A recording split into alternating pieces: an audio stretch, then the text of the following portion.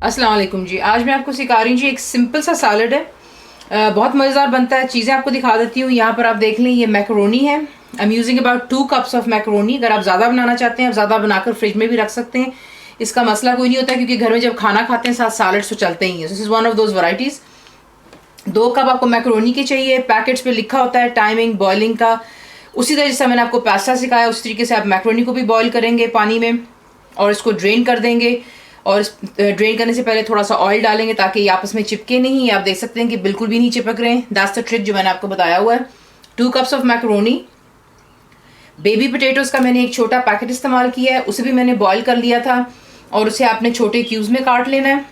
सो रफली अगर कप्स का हिसाब ले लेते हैं, दैट्स अबाउट 3 कप्स। कॉर्न मैं कैन का इस्तेमाल कर रही हूँ। You need about 1.5 cup of corn. Frozen भी आप इस्तेमाल कर सकते हैं। कैरेट्स मैंने फ्रेश इस्तेमाल किए हैं। 3 मीडियम साइज़ की आप लेंगे। इसका छिलका उतारेंगे, वॉश करें, boil it with simple water. और आपने इसको बारीक काटना है, मोटा मोटा नहीं होना चाहिए। तो दैट्स रफली इन कप्स अबाउट 2 कप्स। जितनी आप सब्जियां डालेंगे वो आपकी अपनी चॉइस है।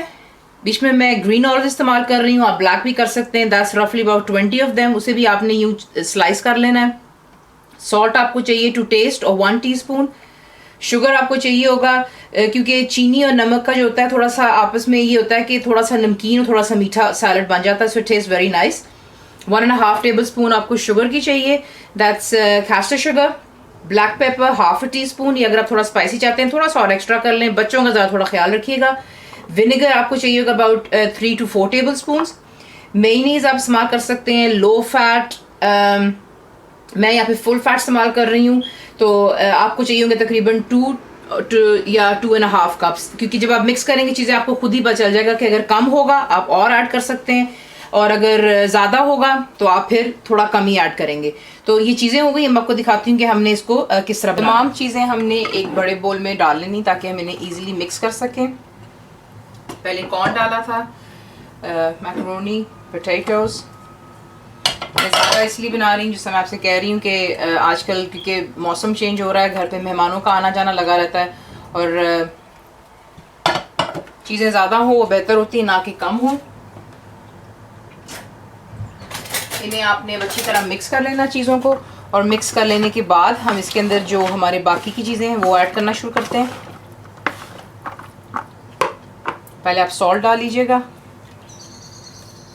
बनाते वक्त आप बेशक इसके नमक मिर्च भी चेक कर सकते हैं। अगर आपको थोड़ा सा लगे कि नमक कम है, you can always add more salt.